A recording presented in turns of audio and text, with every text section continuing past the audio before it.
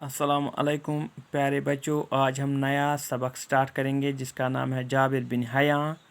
आज से कोई सैकड़ों साल पहले 818 ईस्वी के आसपास कोफे में एक अतार रहा करता था।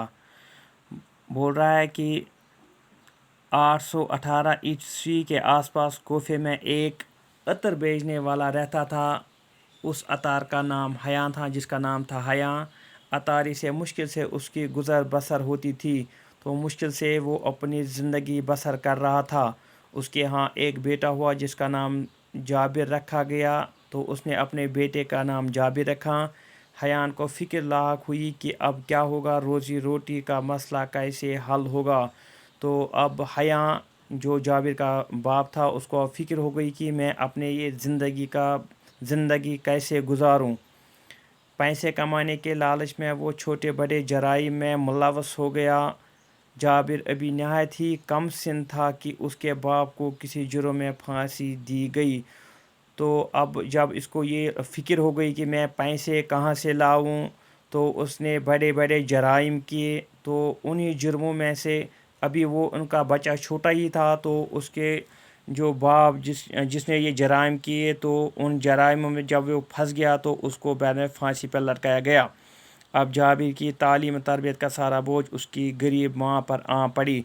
तो जो बाकी सारे खर्चा था पढ़ने का, बाकी जो खर्चा था वो अब माँ पर आ गया। तो माँ ने कम से जाबिर को कोफे के बाहर गाँवों में अपने रिश्तेदारों के यहाँ भेज दिया।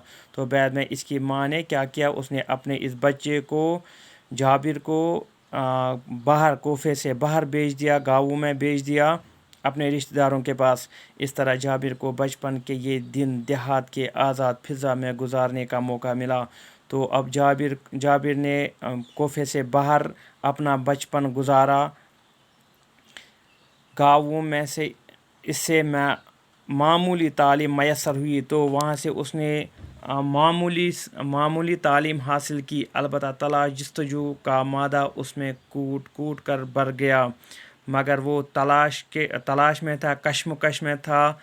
तो कुछ साल गाँवों में गुजारने के बाद जाबिर वापस कोफे आया। तो कुछ वक्त गुजरने के बाद वो वहाँ से वापस अपना घर आया। इन दिनों कोफे में उम्दा इल्मी माहौल था। तो उन दिनों क्या था, वहाँ पर एक इल्मी माहौल था। जाबिर में मज़ीद तालीम हासिल करने का शौक़ पैदा हुआ। तो जाबिर को अब शौक़ हो गया कि मैं आगे भी पढ़ूँ। चनाच उस मकसद से उसने मदरसे में दाखिला लिया। बाद में उसने मदरसे में दाखिला लिया और मुरवजा तालीम हासिल की। तो उसने मुरवजा जो आम तालीम है उसने वो वहाँ से हासिल की। अब जाबिर जवान था, उसे माँ की गुर्बत देखी न गई। तो अब वो जवान भी हो गया था, तो अब उसने अपनी माँ की गरीबी को बर्दाश्त नहीं किया। चनाचे उस पर सोना बनाने की धुन सवार हो गई।